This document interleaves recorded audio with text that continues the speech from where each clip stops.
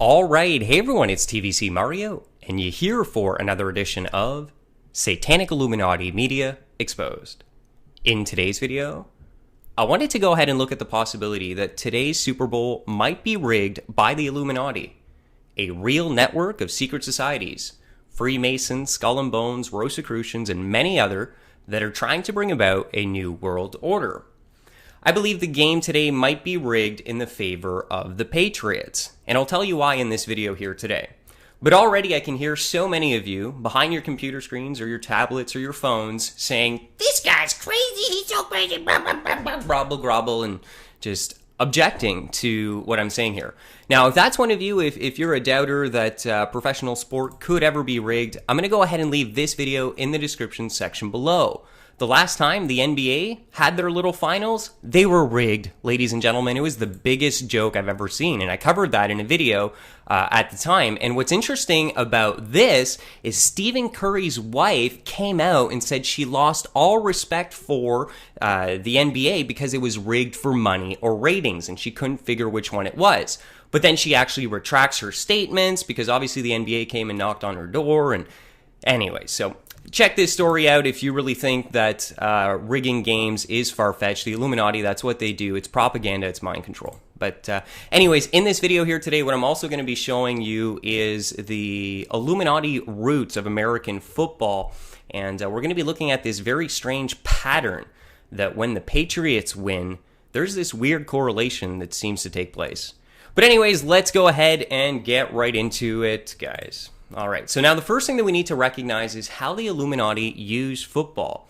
And football is used as mind control for the masses. There's a book, 1984, that was written by George Orwell, and he talked about the fact that football, beer, and above all gambling filled up the horizon of their minds to keep them in control was not difficult.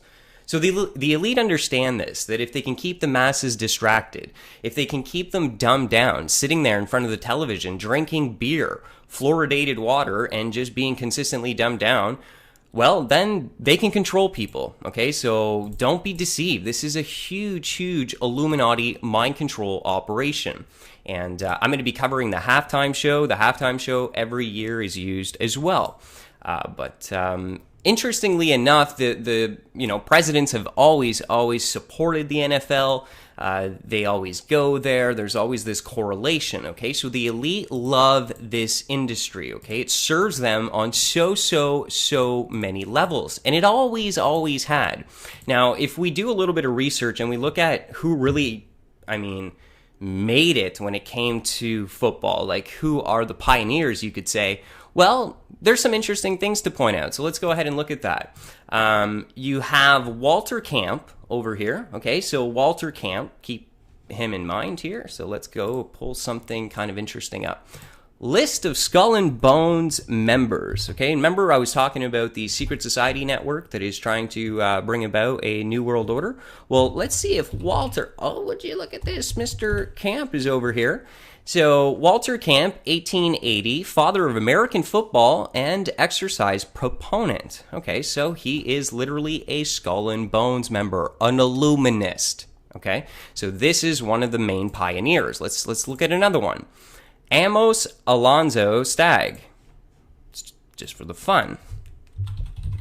Alonzo, it's a misspelling, Alonzo. Oh, there he is.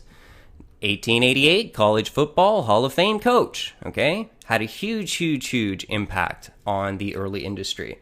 Another one that's really well known is Pop Warner. And Pop Warner, if you do your research, is a Freemason, okay? And another one that is extremely popular as well that kind of pioneered the whole thing, Fielding H. Yost. And guess what? You guessed it, he's a Freemason. Okay, so we have two Freemasons. We have a Skull and Bones member. These are the guys that really pushed this football to where it is today. And the interesting thing about the Freemasons and these secret societies is they always just keep control. So if they were really in charge of it back then, they never let go of that control. Okay, so very interesting. So one thing, like I said, so we have that, right? It started off by Masons, okay, for the purpose of mind control. That's what it is. Governmental mass distraction and dumbing down of populations through mindless TV distractions. And so here's the interesting correlation, okay? This is why I'm thinking that the game could possibly be rigged. Now, don't go out and bet money on this or anything, and I'm just putting out a theory. This is kind of interesting, and let me know what you think, okay? So if we comprehend that the NFL, it was started by the Freemasons, Skull and Bones members. By the way, these are Skull and Bone member 2, right? So they're, anyways, so corrupt. If we understand that it's a tool for distraction and it's actually serving as mind control propaganda for the government, we can see a little interesting thing here happen. So let's take, for example, the Patriots, okay, and their wins. Okay, notice something every time they win, something interesting happens. Now, why would the U.S. government, the Illuminati, want the Patriots to win? Well, you need to understand how this psychological mind control operates. It's very, very powerful.